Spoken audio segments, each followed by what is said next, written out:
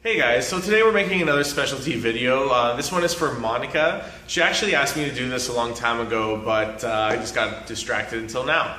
Okay, so Monica was noticing that when she was in the gym, one shoulder was lifting a little bit higher than the other. So when she was doing rows and things of that nature, one shoulder was essentially going higher than the other when she's doing the row. Now, this is a really common problem for girls who wear purses on one side only because you have to shrug that shoulder constantly. So basically one side gets a lot stronger while the other side you don't use it as much, so it gets smaller and weaker, right? For a lot of other people, it will be from shoulder injuries. If you ever had surgery or anything like that, holding something in a sling for periods of time can also cause the same effect. So basically, I'm going to show you 4 exercises to re-strengthen the shoulder. Now, the key here and the purpose to the whole routine is to actually get the shoulder to move in and out of its chamber properly again, so that you can re-strengthen the muscles and get the hypertrophy again, which means like the muscles are going to grow bigger. And then also the important thing is to get the functional movement back. Now, it's never just important to be strong if you're going to reach over your head and you're going to get injured regardless, right? So it's proper to get the shoulder to move properly again in order to get the full result. Okay, so the first exercise I'm going to show you is a seated row. Very common, a lot of people know how to do it. But the only thing here is that you want to make sure that your shoulders are relaxed.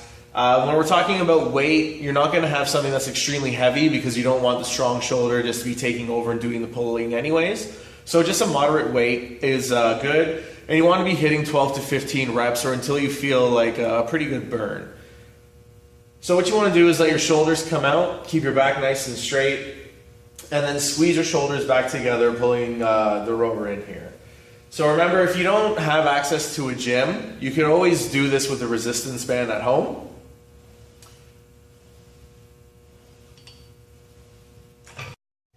Alright, so the next exercise I'm going to show you is a single-handed upright row with an external rotation. Now, in my opinion, with the people that I've seen with this issue, this exercise has yielded the best results. So what you want to do is stand straight with the cable machine here. I'm holding the cable with a single hand.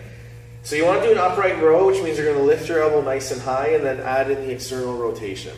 Okay? You're going to come all the way down, all the way up. Now, you should really feel this in your traps. If you aren't, then you need to lift your elbow higher and make sure that it stays high through the external rotation. Now, your shoulder is going to feel it as well a little bit because it's in the region, but you should definitely be feeling a lot of this into your trap. I like to also call this a trap row just to kind of differentiate between the two.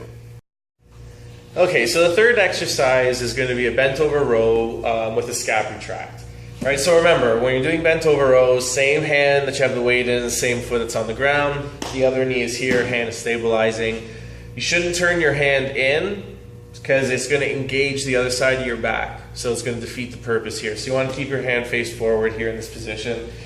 So you're going to drop your shoulder again. This is what's a little bit different. Pull it back first and then do your row. Now, it's important not to drop it and then pull it all up in one motion. You have to keep your back nice and sturdy, drop your shoulder, scap retract first, then a full row. Now again, this is going to take a little bit of coordination, a little bit of time. The weight shouldn't be too heavy either, just something to move. And now remember, the emphasis with all these exercises is scapular mobility, right? We want to make sure that the shoulder is able to move functionally again and regain its strength.